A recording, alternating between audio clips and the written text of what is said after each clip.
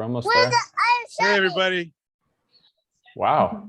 Yeah, we just biked home, so I'm transitioning out. But you know, I guess most calls I wouldn't do this, but because we had a bike friendly group, I figured we might as well jump on. This is my little son Ezra. That is a he's got his little bike seat here. Very cute intro, sir. Hi. Hi. Cute. Wow. It's Benjamencito. Así es. There it is. We're almost there.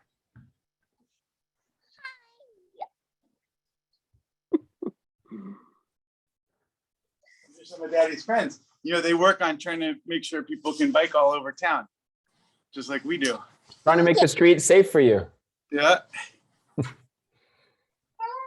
Okay,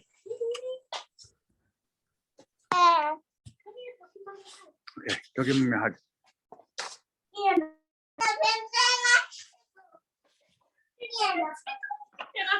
All right, and can the Streets for All team keep admitting people, please? I would appreciate it. Adrian, I'm doing my normal box check. Thumbs up. Okay, great. Okay, Happy New Year, everybody. Hope everybody is staying safe and healthy.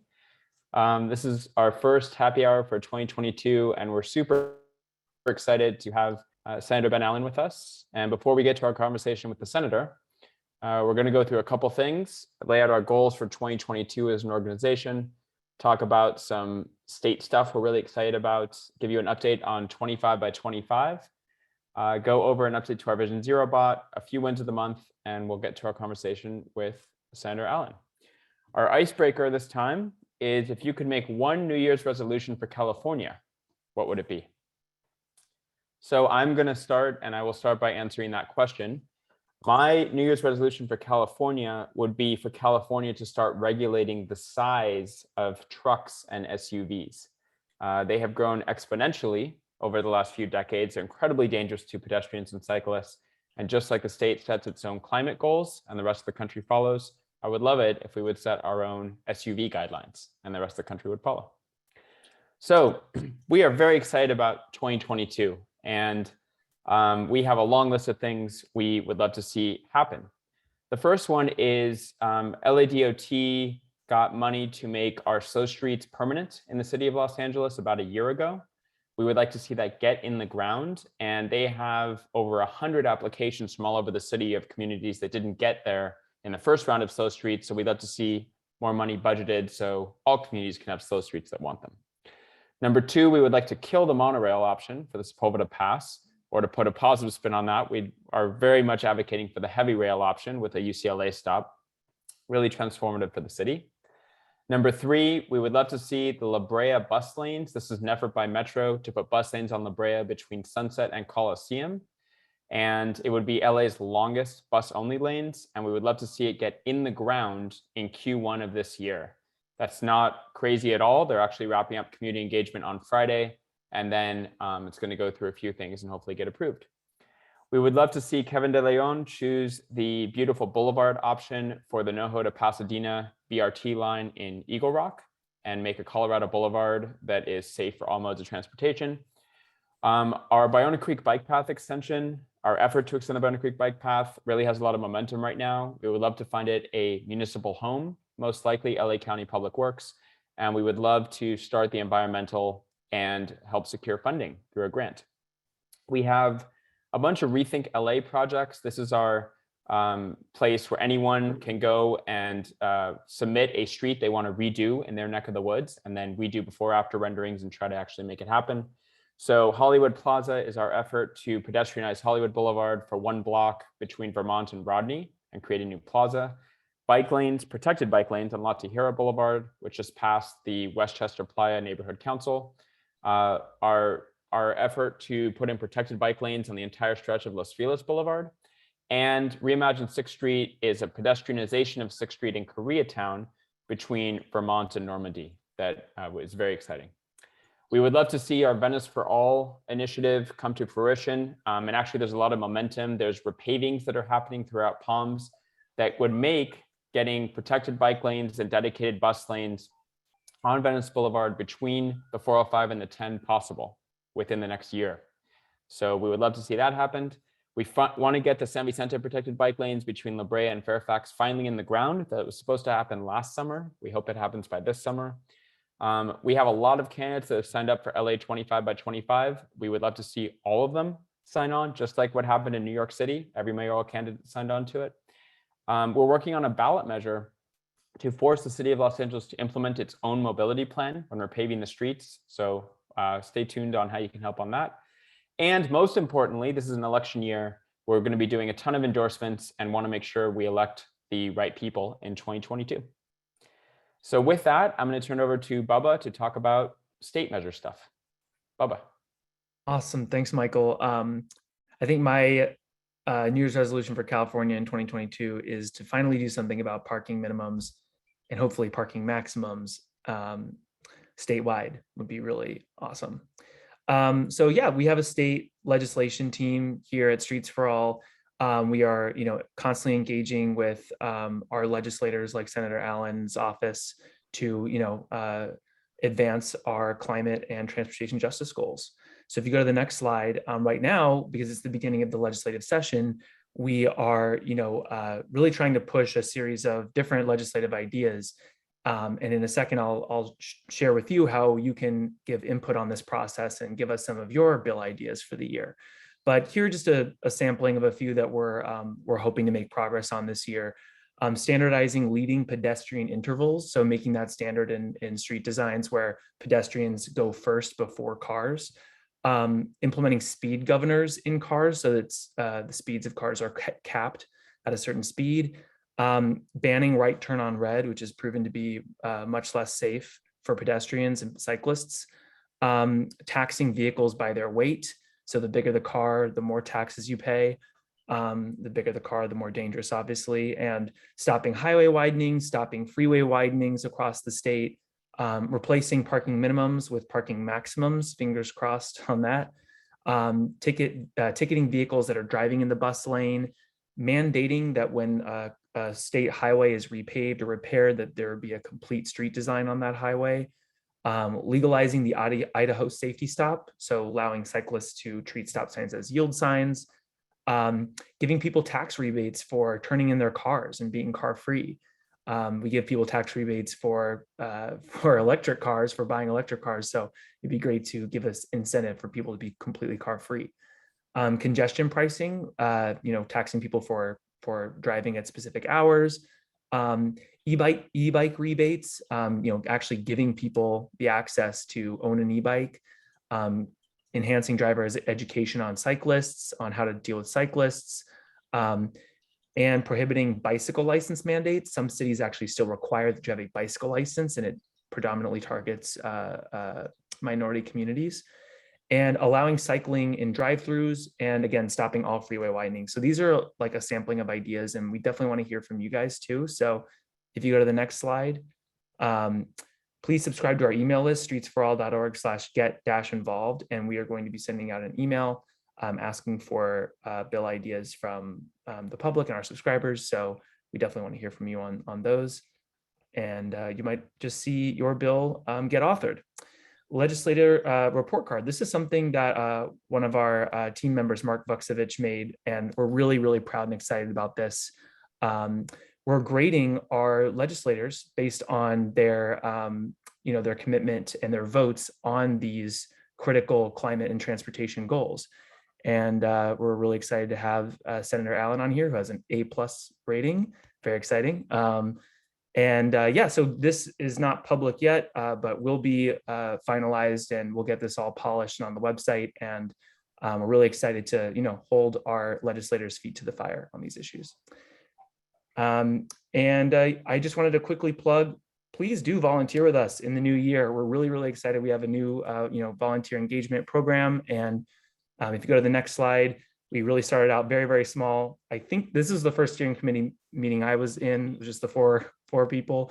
But we've grown. We're in We go to, this is before COVID, obviously, we go to, we have project meetings, we go to neighborhood council meetings, city council meetings, we're very active. We create our own events. This was at the Koreatown Block Party that was created by some of our members here, where we shut down 6th Street to cars. We created the first Culver City Pride event, the Pride Ride, which was a big success.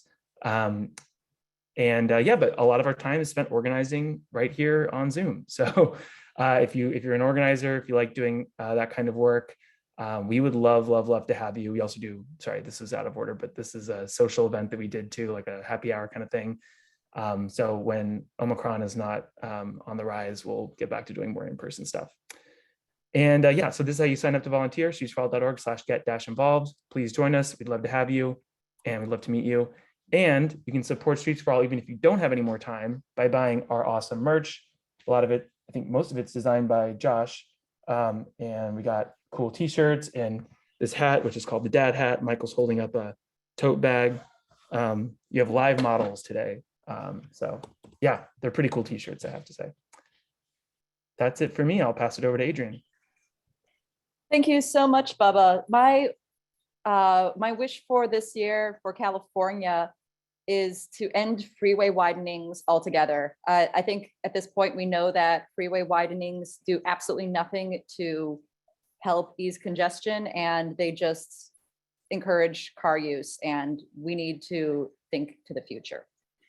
I'm going to talk about our 25 by 25 initiative. This is a challenge to our elected officials to repurpose 25% of street space in Los Angeles for people use. So that includes things like using a street as a pedestrian plaza, alfresco dining, slow streets, various different things.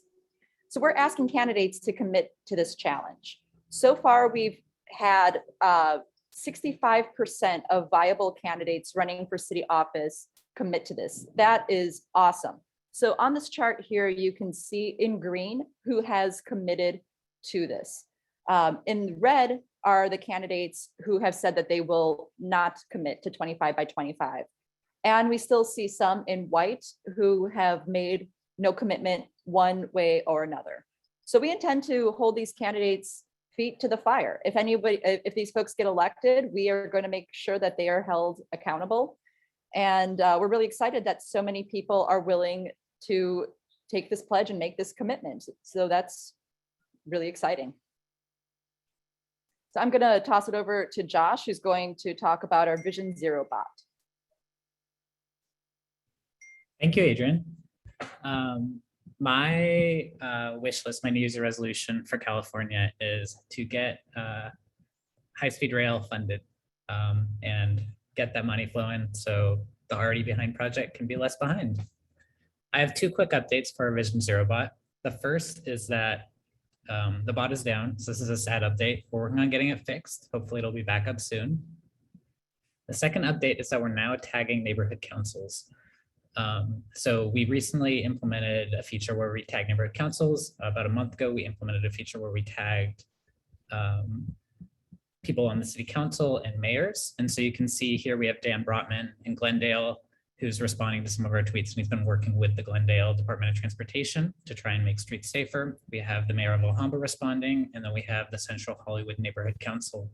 So it's really cool seeing different bodies engaging and responding and actively working to make their streets safer based off seeing stuff from the bot. I'm going to pass it over to Katrina to talk about wins of the month.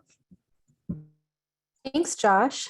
Hi, everyone. I would say that my New Year's resolution for California is the same as Bubba's. I'm really interested in taking up the fight for ending parking minimums and instituting parking maximums in the new year in California. I'm here to talk about some of our wins as an organization from the last few months, since it's been a while since there's been an update. First, the first one I want to talk about are the mobility debates. Thank you to all of those who came to our CD5 debate in October and our CD13 debate in November.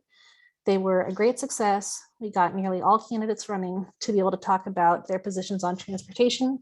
And if you missed that, you can check the recordings at our YouTube channel. Next is La Tijera Boulevard. As Michael mentioned a little bit earlier, this is one of our RethinkLA projects. And the Westchester Neighborhood Council actually approved not only protected bike lanes, but also the removal of one car lane going away from LAX toward the 405 on the stretch between LAX and the 405. And this will hopefully be a big boon for the community, better for safety, less traffic noise, etc. And we're looking forward to working with CD11 on that. Next is Hollywood Plaza. This is an ongoing project, but we did have a big win when the East Hollywood Neighborhood Council sent a letter of support for a future pedestrian plaza between Vermont and Rodney Drive on Hollywood Boulevard. And we're actively working both with them and the Los Feliz Neighborhood Council in order to get a pilot project off the ground, similar to what we did with the K-Town Block Party. So stay tuned, and we're still seeking volunteers to help with outreach and event planning for this year. Additionally, our next win is the Ballona Creek path extension. Thanks to everybody who helped vote our project as the top mobility project for Urbanize LA's poll. This is just a couple of weeks ago, and this is really good for visibility, and we're looking forward to getting it off the ground, as Michael mentioned. And last but not least, we have the La Brea peak hour bus lanes. This is one of Metro's projects, but we assisted with a couple of successful campaigns to get the city of West Hollywood and the Mid-City West Neighborhood Council on board with Metro's plan. And in the future, we're hoping for dedicated 24/7 bus lanes on La Brea, but this step is a very good step. I'll turn it back over to Michael, who's going to introduce our next guest. Thanks, Katrina. So just a quick preview for February. We're really excited to have the new CEO of LA Metro, Stephanie Wiggins, and that will be February 9th at 5 p.m. So we're so excited to have Senator Ben Allen with us, especially given his entrance. It's clear that he cares about this issue as a personal rider and user of bikes with his children, which is just awesome. Senator Allen was elected in 2014. He was reelected in 2018 to represent the 26th Senate District covering the West Side, Hollywood, coastal South Bay communities of LA County. Sustainable transportation has been a top priority for the senator during his time in the Senate. In 2018, he authored SB 961, which created a voluntary tool for local governments to help expedite public transit improvements by enabling them to bond against future sales and property tax increments without voter approval. The bill specifies that in addition to mass transit, proceeds can be used for urban forestry, landscaping, and greening improvements, as well as first and last mile access to transit for pedestrians and bicyclists. In 2021, the senator authored SB 44, which makes 7 environmentally beneficial zero-emission mass transit projects located wholly within or connected to projects serving LA County, eligible for expedited CEQA review by the Superior Court. Welcome, Senator. We're so happy to have you. Well, thank you so much. I appreciate it. Are you able to see me okay? And we are, okay, and I am going to stop my share and spotlight you, so everybody. Okay. Yeah. Well, thank you, Michael. I appreciate it. And God, I was excited to listen into all the work that you guys are doing. I mean, all really fantastic stuff. And it's you know, I mean, I got to say, one of the nice things about being up in Sacramento, as much as I am, is that it is such a bikeable city. It's on a grid pattern. It's pretty flat, and the city really has made a point of trying to create nice bike opportunities for people. And I love biking around LA. You know, we live in Santa Monica. Santa Monica is pretty bike friendly in the end of the day. But you know, when I see these kinds of projects that you were all talking about and these extensions, and you know, it reminds me both of how much opportunity there exists in Los Angeles for really expanding the bike infrastructure, but also, you know, how far we have to go. I mean, you know, when I come up here to Sacramento, I'm sort of reminded about how much more we could be doing in Los Angeles. So I just really am very glad that there is a group like yours that's out there advocating and working on these issues, because I personally, you know, care about this. I want to be able to take advantage of the infrastructure myself. But more importantly, it's all about the things that you've been talking about, which is that we've got better ways for people to get around in a healthy manner that's low or zero emissions, obviously, reduces congestion, reduces our pollution, reduces our carbon footprint, and allows people to get around in a much healthier way. I spent some time when I was younger living in the Netherlands, and I would ride my bike along the canals to get to my train, and it was just such a seamless experience. But the thing was, it wasn't just the novelty, everybody was doing it. I mean, sometimes if I didn't get to the train station on time, the bike parking lot that existed, I literally couldn't get a space for my bike because there were so many people using the bike. And this was from some little suburb of Amsterdam. It's just such a ubiquitous thing. And of course, the Dutch have much worse weather than we do. It's always raining, it's cold. I mean, LA's got such beautiful weather, and we actually are relatively flat. It's amazing that we've got so much to do. I mean, of course, we all know the story of how much Los Angeles was built out, how much they shut down the streetcar lines and really tried to make our city a car city, which is so crazy given our weather and given our geography and topography. So I'm so glad to have partners like you out there working on trying to reverse that trend.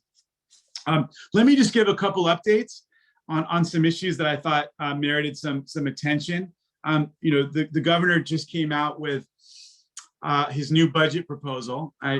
Folks, the nerds in the audience like me might have been spending some time watching his 4-hour-long marathon press conference where he went through every detail of the budget.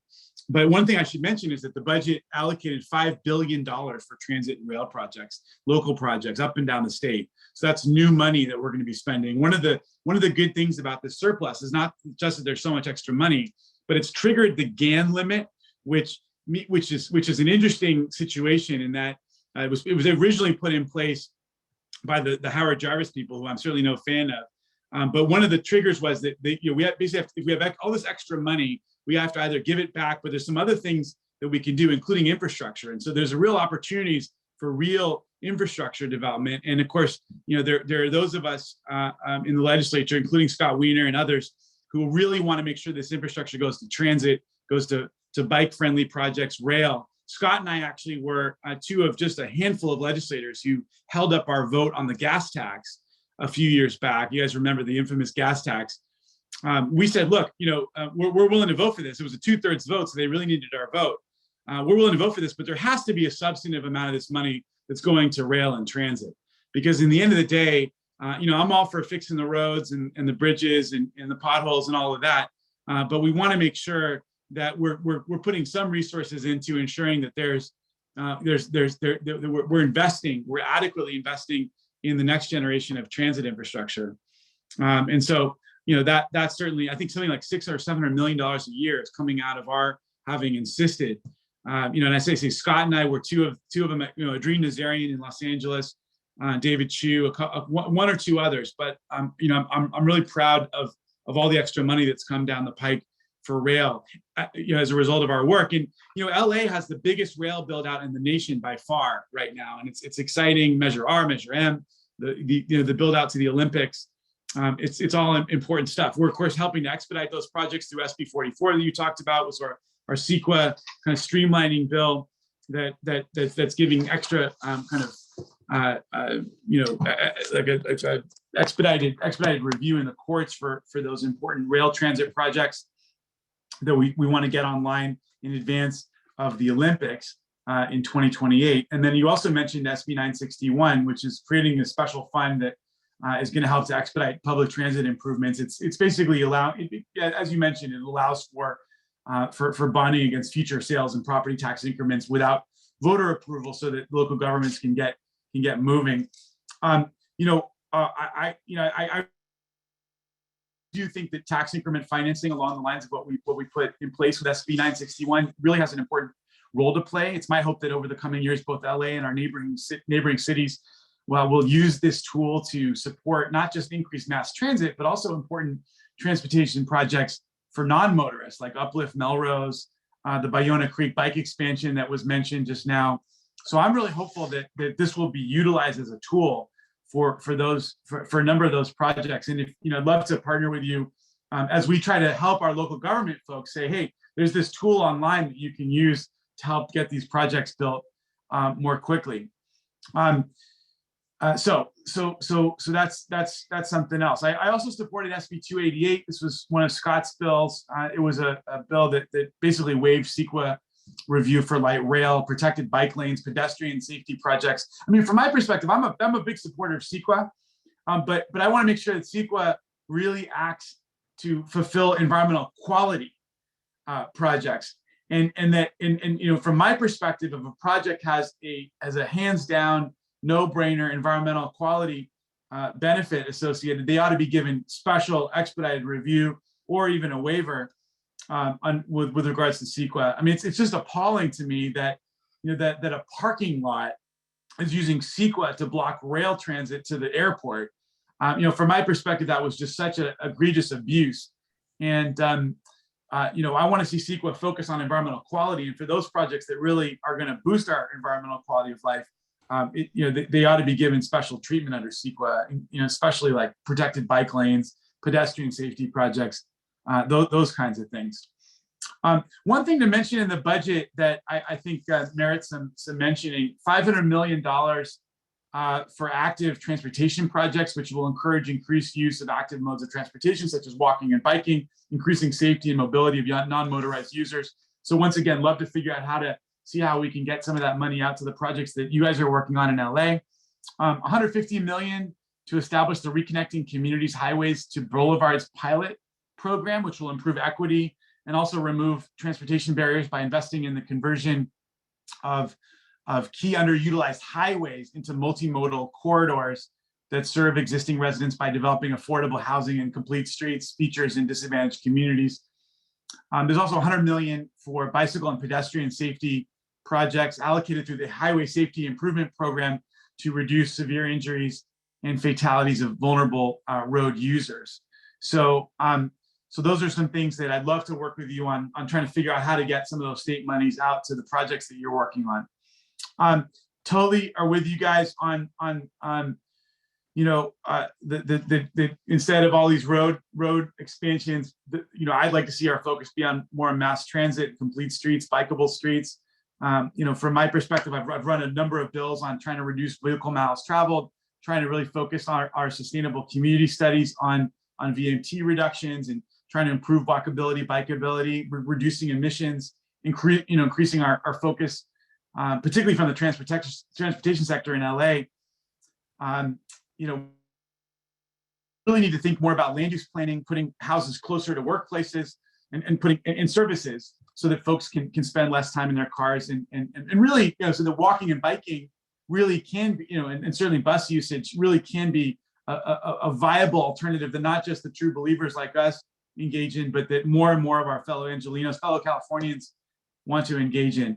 One of the things that we always, it's interesting, gas prices are high right now, right? And so, we often see that when gas prices are low, people drive more and carpool less. They're less concerned with planning trips to reduce drive times and conserve fuel. When gas prices go up, motorists oftentimes get more deliberate. Pricing can be, very effective. People look more to their public transit options. So this is an interesting moment with gas prices being as high as they are. How can we focus people on trying to improve the system that is in place for those that either can't or choose not to drive. So anyway, those are some of the things I'm excited about working on. As you mentioned, Michael, I've got a number of bills in this area, this space. I serve on the Transportation Committee. I also chair the Environmental Quality Committee. I'm on the Natural Resources and Water Committee. So these are issues that I care a great deal about. I love to bike. I love public transit too. Sometimes I've been known to chase down buses on my bike to be able to put my bike on the front of the bus. So it seems like I'm with some true believers here and friends in this effort and this struggle on this call. So happy to take your questions. Happy to look for ways to partner with you as well. I should just mention before I go to questions that I've got 4 staffers on the call. Two based in Sacramento and 2 based in LA. And I just want to make the point, we've got an open door. I represent a lot of you in the state Senate. My district includes, Hollywood, Mid-City, West LA, Westwood, but then the entire coastal communities from, Palisades all the way down Palos Verdes and Catalina Island as well. My district's going to be changing a little bit in the redistricting process. I'm going to be getting in the Santa Monica Mountains, and would love to talk to you about open space issues out there too. But have some really great public servants on the call. We love working with our district. We love working with good, interesting people. Please don't hesitate to reach out to us. We'll also post our contact information in the chat. If you have any issue, I'm sure some of you may be having challenges with unemployment insurance or loans, small business loans. I mean, we're focused on transit and complete streets and bikeability on this call, but if you're having any other challenges with the state government and we could be helpful for you, particularly given all the challenges associated with the pandemic, we've been helping literally thousands of constituents deal with just challenges during this pandemic, particularly unemployment issues. And we really do stand ready to help and assist if we can. So please, guys, if you could put our contact information in the chat, for those of you participating in this call, please don't hesitate to reach out to us and see if any way we can be of assistance. Thank you, Senator. Your enthusiasm is infectious. Once you retire, you're welcome on the Streets for All Steering Committee. We could use some more energy here too. So I love it. Thank you. Love it. Let's do it. So we have a few prepared questions, and I'm just watching time. There's also a lot of audience questions for you. So we're going to go as quickly as we can, and then open it up to the audience. So the first question is about the last session. We were really excited. We celebrated some big wins. The passing of the bill, I think it was 961 on slow streets, strengthening bus lane enforcement through cameras on buses, the AB 43 to lower speed limits, all of which you supported, great bills. You also supported the decriminalizing jaywalking bill and the California safety stop for cyclists. Which we were so excited when they passed. And we were so disappointed in the governor's veto, especially claiming the logic that make the streets even more dangerous for pedestrians and cyclists when the evidence shows the opposite. Do you have any advice for advocates who want to see these arcane laws changed and were just so disappointed by either the governor's point of view or whoever's whispering in his ear? I'd love to, who's so insightful on these kind of things is my staffer, Zach. I mean, so I'd love to turn it over to you, Zach, and see if you have any insights, given the fact your wife used to work in the governor's office. Do you have thoughts on those two bills? I was very disappointed. I know, I think it had to do with law enforcement, and he was signing all these other criminal justice bills. And these were kind of two low-key ways for him to throw him a bone. But for me, from my perspective, it just shows how much those of us who care about biking and pedestrians need to really step up our game in terms of influence in Sacramento. But Zach, what are your thoughts on those two vetoes? Well, I think a lot of his cues on transportation issues come out of Caltrans and the folks that work over there, and that sort of for many years were really focused on paving and building as much car and truck miles as they could all over the state. And often they look at traffic as car traffic. And the problem is that they have to solve is to move the cars as quickly as they can through any given, bottlenecks that they find. And so pedestrians in a way were kind of, I won't say that there was nobody in Caltrans that were thinking about these things, but there's far less people thinking about the types of things that you all are focused on in Caltrans than you'd probably like. And you would be pretty, I think, disappointed by what some of the engineers spend most of their time doing, because I think you have engineering problems that you're trying to solve.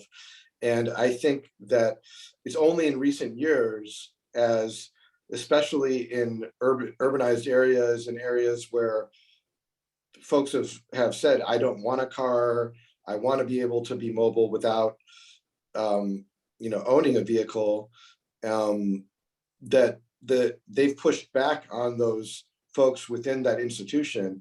And so my guess is that, there are probably some law enforcement folks as well that have some maybe outdated thinking in this area, but I would really encourage you to do outreach to Caltrans. If you haven't had any of their representatives in front of you before, or if you haven't met with the Region 9 folks, I would say that's something to think about. I mean, we'd love to connect you to the folks in Sacramento. There are people now working on complete streets and thinking through these problems. But I worked for Assemblymember Bonnie Lowenthal, who was a former chair of Assembly Transportation Committee, and I do have to say, like, there's a lot of it takes a long time to get Caltrans to do something differently, anything differently, and so I'm hopeful that you guys will stick with it. The funny thing is, we talked to Tony Tavares, District 7 director, and also having conversations with Tokes, and they're saying all the right things, and the C-level suite at Caltrans now seems to be saying the right things. I do think that mid-level staff that have been there for 20, 30 years focusing on level of service over VMT is a challenge. But thank you, Zach. Thank you for that insight. I'm gonna skip a question in the interest of time, turn over to Bubba for one more question, and then we'll probably go to audience. So Bubba, go for it. Thanks, Michael. And thank you again, Senator Allen, for being here. So you authored AB 1147 last year, which would have created a framework to measure all transportation projects, I guess, in a municipality against climate goals and greenhouse gas reduction goals. That was a very ambitious bill, and it included this pilot program for a bicycle highway system. It sounded like a dream. It was vetoed by Governor Newsom. He promised a transportation package early this year, prioritizing active transit. I don't know if that package is what just came out in the budget, but I just wanted to ask you how you felt about the veto and how you feel now that that budget has been released.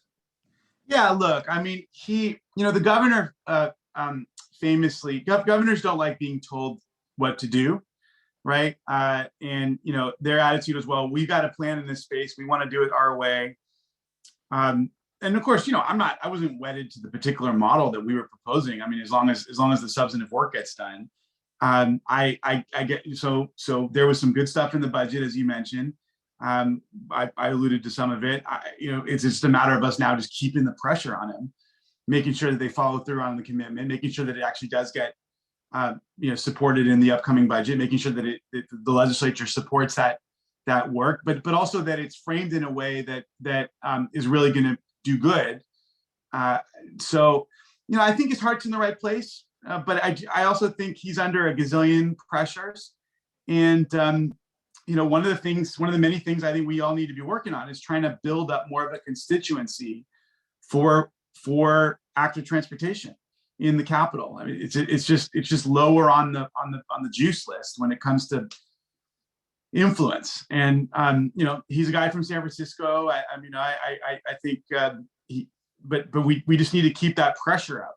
And that's why I love the advocacy work that you guys are doing with regards to the city council members. I think you should do similar work with people running for the state legislature, when people running for state office too. So I don't think that we've got a fundamental disagreement with the governor. I just think that a lot of the bureaucrats within his system wanted, they want to do it their way. We all have to make sure that they do it right. I don't really, as I say, I'm not wedded to a particular model, but we want to hold them accountable to following through, and that's part of my job, and it's part of your job too as advocates. Senator, I'm going to ask you one more curated question, if maybe we can answer in 60 seconds if possible. You mentioned a lot about CEQA. It boils my blood that our effort to extend the Ballona Creek bike path has to go through CEQA when it obviously is a net positive for the environment. Right. Do you think we can reform CEQA to the point where projects that are so obviously good for the environment, I would say most urban rail falls into that category, bikeways, et cetera, doesn't require CEQA and a year or two of cost and expense? Yeah. Well, let me ask you, so why wasn't, because I know, so Scott did a bill on this, 288, SB 288, that waived CEQA review for light rail, protected bike lanes. Don't know if it applied to bike paths. I need to look into it a little bit more, but Every time we talk to a local agency, they still talk about the environmental work that we have to do for a year or two, and it just seems like a huge waste of money, Yeah, I time, and agree. effort. You know what? Let me talk to Scott about that. We should work on a bill on that. Like how lame that it would do it for bike lanes but not bike paths. I need to verify that, but I have been told that the effort to extend the Ballona Creek bike path would require an environmental document, which would take over a year. Okay, I will talk to Scott about it on the floor on Friday. Thank you. Yeah. All right, let's go to audience questions because there are a lot of them. So I'm going to pull this back up. And here is the first one. From Adrian, Governor Newsom said he will enact a gas tax holiday, which would ultimately encourage more driving. So I think you alluded to this, but will you fight against the gas tax holiday? And I will just add, can we get the governor to stop speaking out of both sides of his mouth? Because he talks a big game on climate change, but we're also celebrating widening freeways to Vegas and enacting gas tax holidays. Right, when we should be doing the light rail, the high-speed rail there. Yeah, I don't support the gas tax holiday. I understand gas prices are high, but I do think there are other ways that we can offer relief to the general public. We did the earned income tax credit. I think we can be creative about other ways to get money back in people's hands. With the stimulus money, for example. But from my perspective, this is not the tax that I would roll back. I would want to look at rolling back other type of taxes if he's so anxious to roll back taxes. Because for exactly the reason that the question points out, which is that, if anything, our tax structure should do a better job of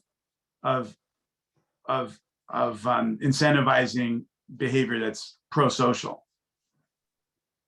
Next question is over Act Transportation Funds disagreement last year between the governor and Assembly Speaker over high-speed rail sank $500 million augmentation for ATP.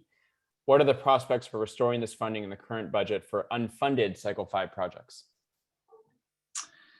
Yeah, so this is the whole issue. I know. Well, that was a crazy battle. What are the prospects for restoring this funding? Look, I guess I can only assume that the prospects are going to depend on how much people see what happened last year as a total fiasco, and because in the end of the day, that's what will put pressure on the leaders, both in the governor's office and the Assembly Speaker's office, to come to a deal on this stuff. And so I think it's ultimately up to advocates, newspaper editorial boards, and legislators, right, to pressure the leadership to find progress on this. And I don't know. I mean, the speaker and the governor are strong-minded people. They both, they're pretty dug in on their positions. And so, I will say, they, when criticized in the past for not coming to terms, they have come to terms. So, I guess I would just say that it's important for there to be more attention put toward this breakdown, so as to increase the pressure on both of their offices to strike a deal that will get money moving. Thank you. Next question. How can advocates improve and amplify our work to help yourself and other legislators stand against powerful folks like HOAs that stand against crucial changes? I witnessed this myself. My parents lived near the Expo line in Rancho Park and had a big "no way" train sign in front of their yard, which I destroyed every time I came over, and they kept replacing it. But now they love the train. But it is true that folks don't like change, and change is hard. Are we too democratic in the outreach process? How do we fix this? Yeah, well, that's a good question. I mean, that is a very good question. That's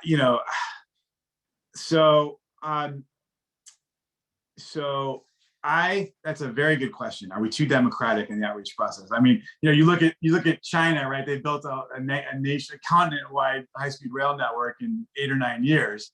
Of course, they don't give a damn about They don't worker have safety. CEQA. Yeah, there's no CEQA. There, you know, the number of deaths, you know, let alone broken, you know, they don't care about eminent domain. I mean, so I'm not putting it up as a model of democratic excellence at all. But surely there's got to be some kind of happy medium where we can move forward with necessary projects.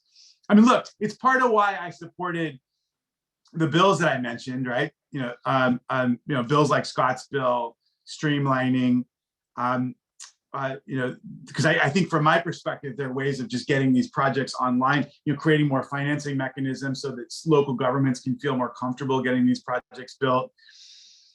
But the question's a great one. I mean, it's a great one. I guess it kind of gets back to the earlier comments, our earlier discussion about, you know, for those projects that are so demonstrably pro-environment, they ought to be treated differently under CEQA. You know, I know, you know, now that being said, I do think that CEQA provides some really important oversight review. And, you know, just because you're building a transit project, it doesn't mean that the bureaucrats at the top of the MTA building in downtown LA are always thinking about building the project in as environmentally friendly way, an environmentally sensitive way as possible. I mean, you can build a great transit project that protects and preserves habitat. I mean, for example, they're talking about building something across the 405, right? I mean, along the Sepulveda Pass. You know, there different projects could have very different environmental footprint, and having an environmental review associated with those projects, I think, is important. I want to see a project built there that's going to provide meaningful transit options for people, but I also would like the environmental footprint to be a part of that story. And in the end of the day, you know, neighborhood groups, you know, raise important environmental concerns. Of course, you know, we all know that they oftentimes use environmental concerns for reasons that aren't always environmental. And that's why I think we you know, CEQA needs to be centered in the environmental impact. But I think ultimately it's about trying to, you know, build out on the bills that we mentioned, SB 288, SB 44, SB SB 288 and SB 44, so as to ensure that those projects, those transit projects that really are environmentally beneficial, get special treatment, and we can just get them built. Thank you. Next question from the soon-to-be mayor of West Hollywood. How can, hopefully, will the state help provide funding so we can bring the Crenshaw Line Northern Extension to West Hollywood and further open up West Side to rail? Yeah. So John, so it's good to see you, John, on the call. I am, you know, also very, very blessed to represent West Hollywood in the state Senate, which has just been such a great leader on transit and also on density. You know, creating a you know, like a walkable, bikeable neighborhoods, but unfortunately they don't have access to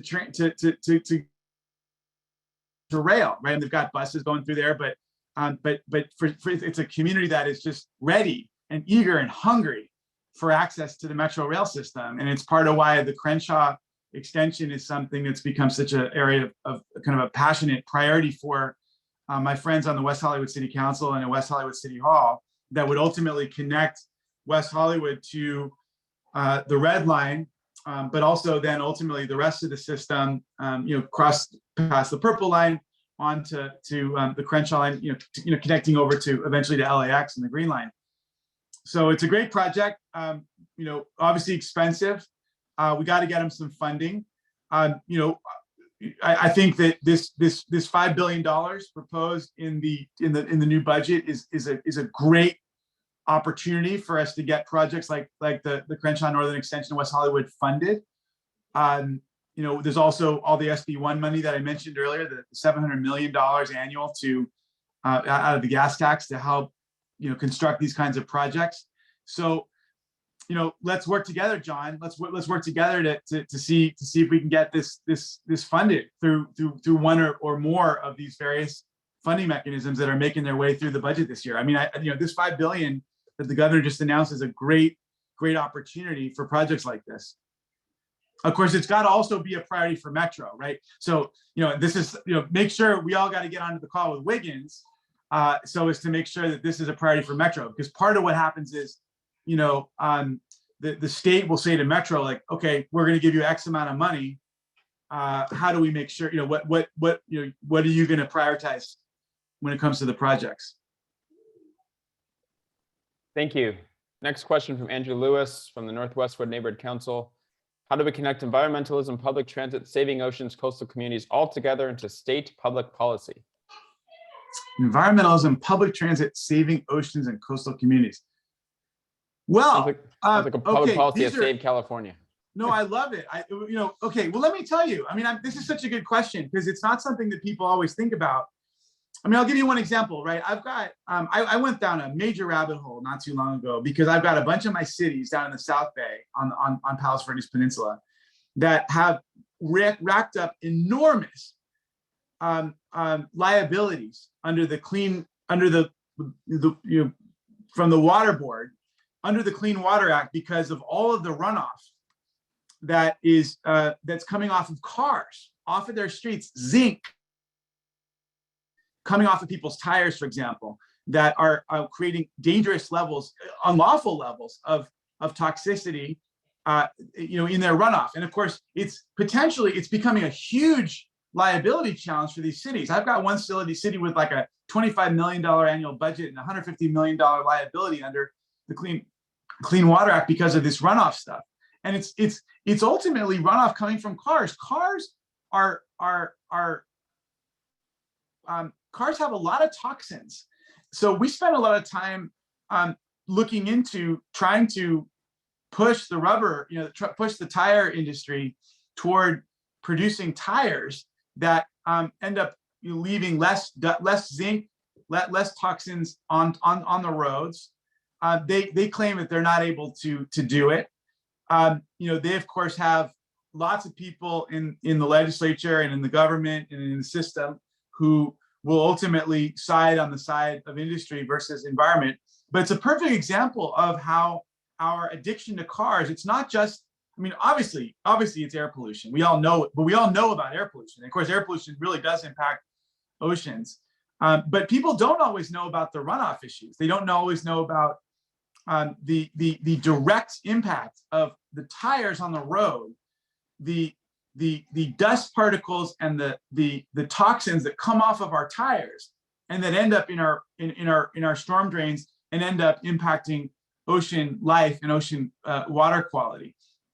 And so that's just one of many, many examples of how our addiction to cars is harming our environment in ways that I don't know that we're entirely aware of. And so it's another reason why, I'm one of the many reasons why I'm so supportive of this broader active mobility agenda that you guys are championing. Thank you. Two last questions, hopefully in 4 minutes.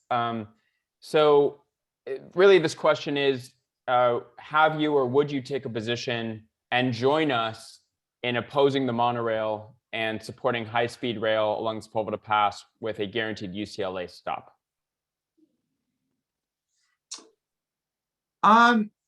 So they talk about high-speed rail or heavy rail? Did I say high-speed rail? I meant heavy rail if I said high-speed. Okay. I'm sorry. I was like, oh my God.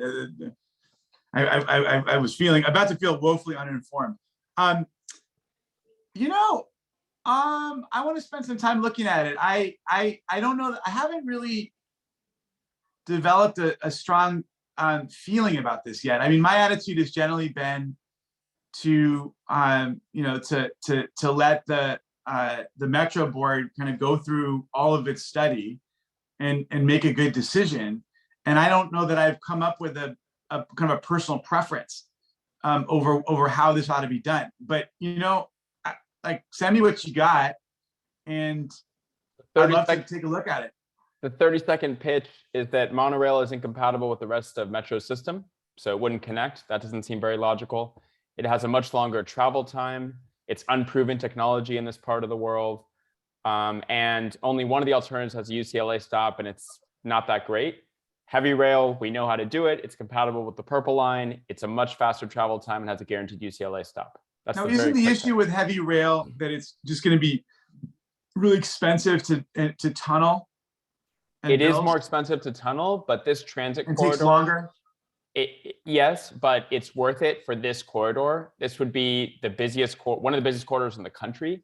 And if we get this right, we really could take tens of thousands of cars off the road. So yes, it's more expensive, but we think So it's look, I certainly think we ought to have a stop at UCLA. we agree.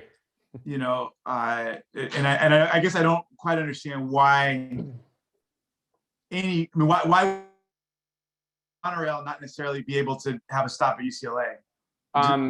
Because it's going down to 405. It's more complicated than we have time for right now, but only one of the monorail options has a UCLA stop, and the others include a bus transfer, and it's just not, it's not good. Okay. But we'd love to talk to you more about this. Yeah, no, I'd love to learn more. I mean, I just saw a couple folks. I'm on my phones. Some of the chats are popping up now. Wendy Sue, weren't you like tunneling? I thought you were guys like that. Hillside Federation was really concerned about tunneling. No, my organization sued the city when they gave a CEQA exemption to Elon Musk because he was going to tunnel where we might need it for the county. And we were just worried that he was going to take up space that is needed for this project. We very much more support the tunneling. Monorail through the corridor will be a fire. There'll be a fire issue. I mean, there's so many problems with monorail. Aren't there some? But the residents along that area who are part of the federation are also in support. Well, mixed, but overwhelmingly, the scoping meetings both have had almost only comments on support of tunneling, except one person at each scoping meeting supported the monorail out of dozens and dozens of comments.